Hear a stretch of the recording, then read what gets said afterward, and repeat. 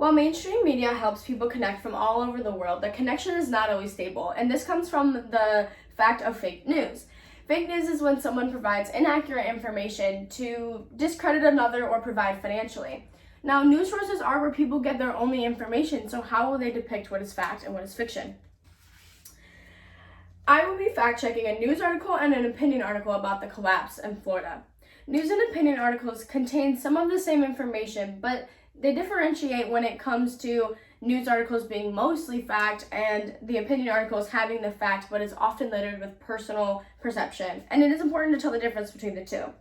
Reading both articles and fact-checking consistently, I have enough information to tell you what is fact and what is fiction about the disastrous collapse.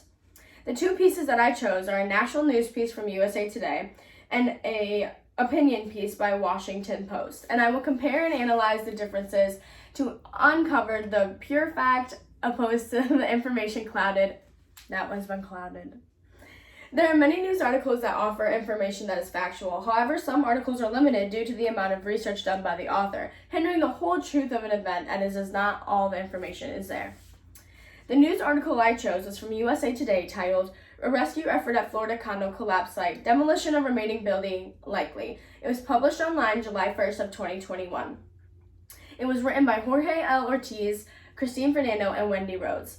Yes, this is a supplied article from a national newspaper, but fact-checking the article just to ensure accuracy. The article addresses the false accusations to the search and rescue pause. Levine Kamba emphasized the temporary halt had nothing to do with Biden's visit and said that the search and rescue teams will continue as soon as it is safe to do so. We've been forced to halt operations in the early hours of the morning due to the structural concerns about the standing structure. We're doing everything we can to ensure safety of our first responders. Carr is the mayor of the Miami-Dade County, and the authors obtained numerous pieces of information from her. This claim is proven to be true in an article written by Michelle Marchante titled "A Day-by-Day Look at the Fallen Condo Tower in Surfside from Collapse to Demolition" states, rescuers faced other challenges, including stormy weather, a deep-seated fire under the rubble, COVID-19 exposure, and the overhanging threat of the rest of the standing building falling on them. After addressing the instability of the rubble during the search and rescue missions, they addressed what has been stated about the level of stability of the remaining Chaplin Tower. Miami-Dade Fire Rescue Assistant Chief Jahala voiced concerns about the stability of the remaining portion of the building during a meeting with families on Wednesday. What we know is that the columns on the east side of the building are kind of a concern, not compromised, just right now of a concern. He said, hypothetically, worst case scenario, these columns are truly bad. We were worried that they would collapse right back into the parking garage. Though this statement is true, the chief could not have predicted the outside factors, such as the hurricane and the damage that it could cause. In the same article written by Michelle, she states, with Tropical Storm Elsa heading to South Florida, officials speed up the timeline for the complete demolition of Chaplin South. Crews plan to drill holes into the columns of the first and second floors and plant explosives there, which will be detonated by Monday morning, just ahead of the powerful winds from Tropical Storm Elsa. By the evening, rescue efforts are halted for preparations. The demo allows search crews to look through the rubble for victims, including areas that were previously blocked off, without fear of another collapse. With the entirety of the Chaplin Tower situation in rubble, investigators are in full speed to figure out why. USA Today states, a document obtained exclusively by USA Today reveals new clues about the building's dramatic state of despair, which may have been one of the causes of the collapse. The 9-page report from a family member of a missing resident in the building suggests information was reported nonchalantly rather than comprehensively to building owners, making it harder to recognize the severity of the problems.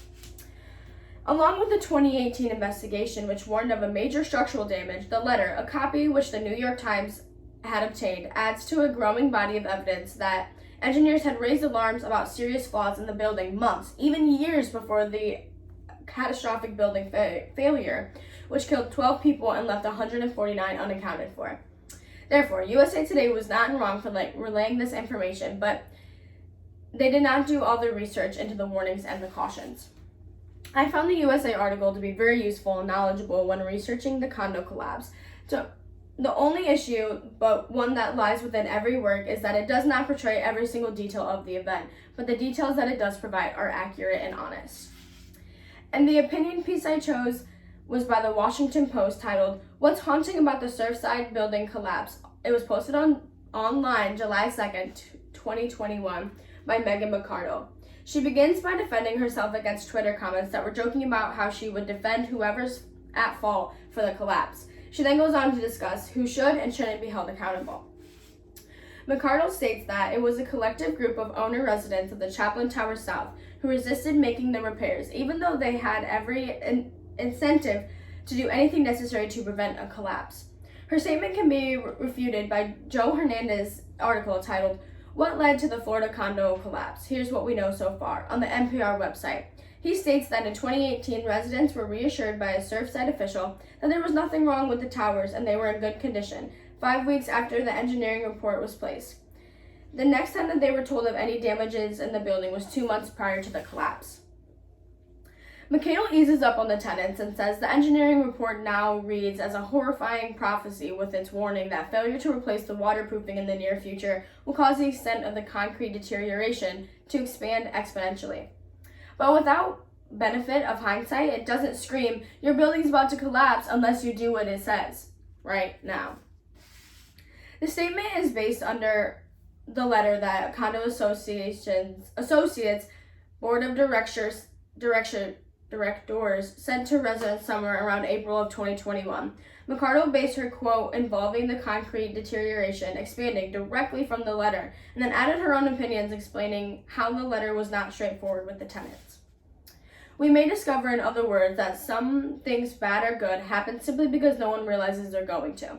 This quote is by her, and it's an oversimplification of the entire event. It's not based on any fact or data and implies that it just happened without any previous knowledge of damage, which we know to be false. Overall, McArdle claims are mostly baseless. She includes tiny slivers of factual information, but the rest of her writing is derived from her own personal experience. News and opinion articles should both rely on facts to the public. That being said, another thing to take into consideration is that all types of articles lack all of the facts.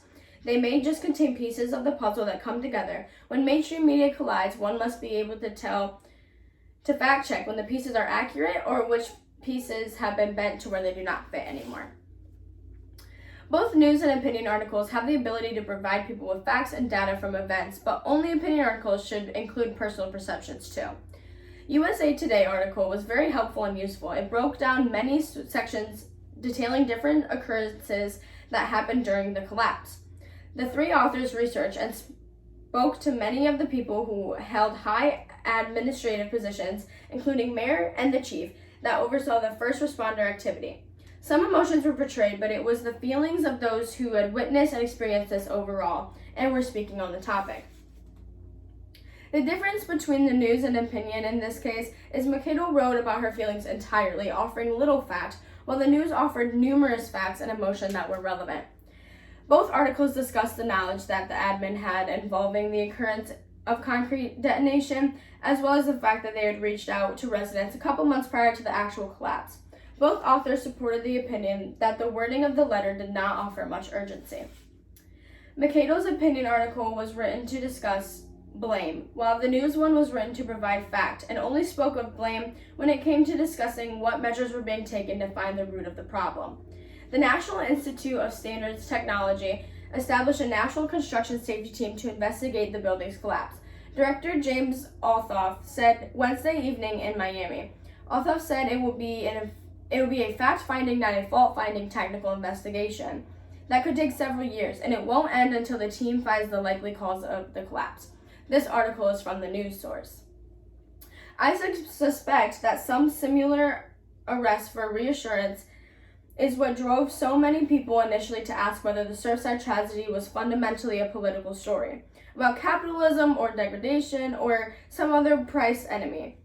If there was a clear villain, an obvious heir to the rest, there is also some clear way to ensure that no such thing ever happens to the rest of us. And that was from the opinion article.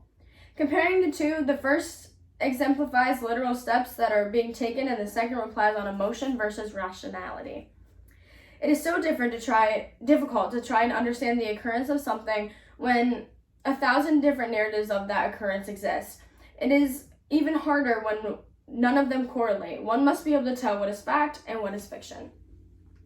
The news article from USA Today and the opinion article from Washington Post both contain information regarding the collapse of the Chaplin Tower condos.